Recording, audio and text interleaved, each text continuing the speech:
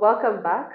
This month, once again, we're going through HR and legal and just understanding all the issues that revolve around having your employees and between employees and employers. So then we need to think about that critical document called the employment contract and what are some of those very important things that you need to add into that employment contract.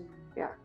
So I think for me, on my perspective, I think the Employment Act gives us a guide on what you need to have. So of course you need to identify the employee, name, age, place of employment, what they're going to do, the job description, what they're going to be paid, what benefits they may have as an employee.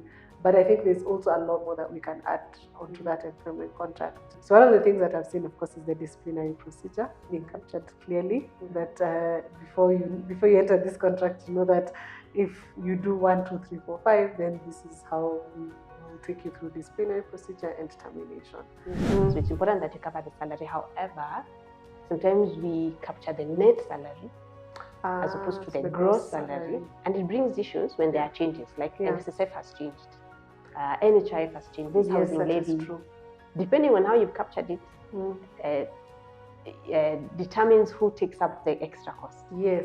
Depending on whether it was net or gross. Yeah. So sometimes you find that you as the employer takes up the cost because of how you wrote that statement. So you wrote, like, let's do it practically for people because it's good to make it very clear. So for example, I say I am employing you at a salary of 100,000 shillings net. So that means if 3 months affordable housing comes in after my employment, you shouldn't remove affordable housing from my salary. Remains at 100,000. Just give me my 100,000 and figure out the other costs you figure out for yourself. So so because you told me this is what you told me, it's net, and you've not even said that there'd be any other statutory deductions being removed from the salary. Yes. Yeah, that's a very critical point. And some business owners actually think not having a contract is a good thing, that they are more protected. And I can tell you, no, actually you are at a disadvantage if you don't have a contract. Yeah. Because if you end up in court, it will be interpreted as the court wishes. Exactly. Because there was nothing.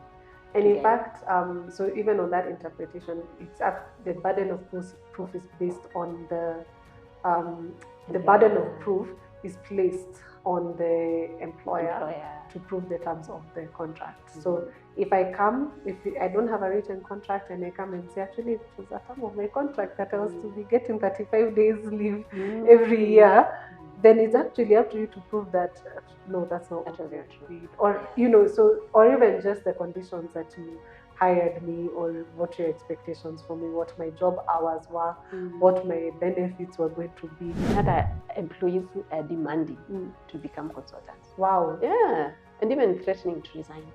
I want to be a consultant, I want to only pay 5%. And not realizing that it's not going to be just 5%. KIOI expects the other 25%. It'll just be paid later. Yes.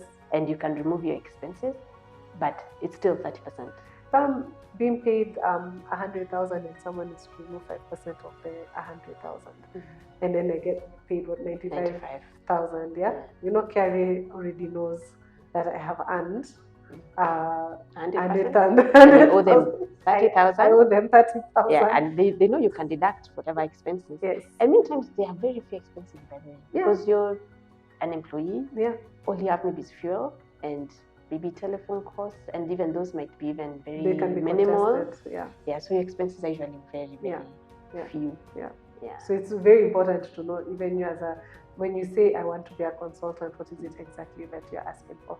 But of course, you touched on something earlier, which is the loopholes, which KIOI has come to close with e-teams.